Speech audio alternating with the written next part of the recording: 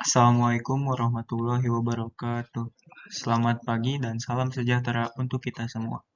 Yang saya hormati, dosen pengampu mata kuliah manajemen data, serta rekan-rekan mahasiswa yang saya banggakan. Pada kesempatan kali ini, izinkan saya menjadi moderator untuk membantu jalannya presentasi proyek akhir kelompok kami yang berjudul Proyek Rumah Sakit, yang merupakan bagian dari tugas mata kuliah manajemen data. Presentasi ini akan dibawakan oleh 4 rekan saya, yaitu Nabila Dwi Kusni Abdillah, Salsabila Nurhaliza, Fadil Zaki Pratama, dan saya sendiri, Muhammad Raja Icwan. Tanpa berlama-lama, mari kita mulai presentasi hari ini dengan bagian pertama.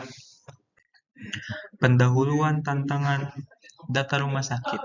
Rumah sakit menghasilkan volume data operasional yang sangat besar setiap hari, mulai dari rekam medis hingga data kunjungan pasien. Data ini sering tersebar di berbagai sistem.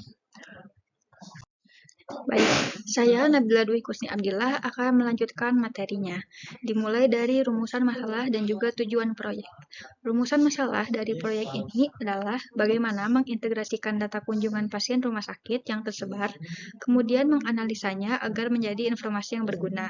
Tujuan proyek ini ada 4, yaitu merancang data warehouse, membuat proses ETL atau extract, transform, load, melakukan analisis menggunakan OLAP, dan menyusun laporan menjadi manajerial sebagai rekomendasi pengambilan keputusan. Kemudian selanjutnya ada manfaat dan lingkup pekerjaan.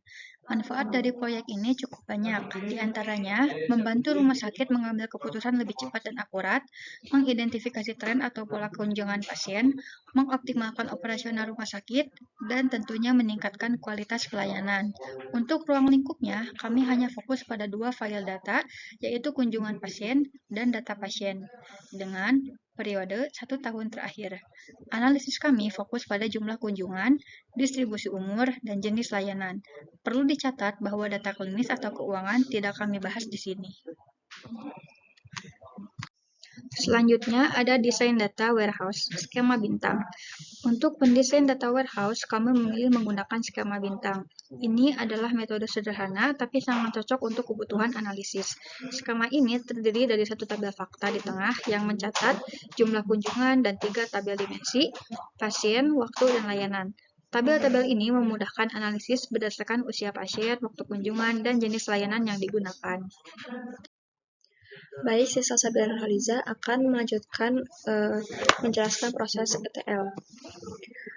Untuk proses ETL, kami memulai dengan melakukan ekstraksi dari 2 file CSV, yaitu kunjungan pasien dan data pasien. Lalu pendekatan yang kami pakai adalah full extraction, yang artinya seluruh data diambil sekaligus. Kemudian kami lakukan transformasi, yaitu pembersihan data dari duplikat dan nilai kosong, lalu menggabungkan data pasien dan kunjungan, serta menambahkan kolom baru seperti umur pasien dan kategori umur, apakah anak-anak atau dewasa. Lalu selanjutnya ada ETL, yaitu pemuatan atau load. Setelah data dibersihkan dan ditransformasi, kami melakukan proses load atau pemuatan ke dalam data warehouse. Di sini data dimasukkan ke dalam tabel fakta dan tabel dimensi yang tadi telah dijelaskan. Kami juga melakukan validasi data, memastikan jumlah record sesuai dan relasi antar tabel berjalan dengan baik. Selanjutnya, saya akan menjelaskan analisis OLAP dan visualisasi. OLAP atau Online Analytical Processing memungkinkan kami melakukan eksplorasi data dari berbagai sisi. Misalnya, kita bisa melihat data berdasarkan bulan, usia, atau jenis layanan. Ada juga fitur drill down, roll up, searching, dan tracing yang mempermudah pengambilan insight.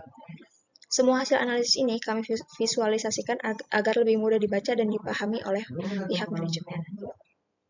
Dan yang visualisasi yang kami buat yaitu ada grafik batang atau bar chart, lalu ada line chart, terus itu ada download chart, dan ada heat map.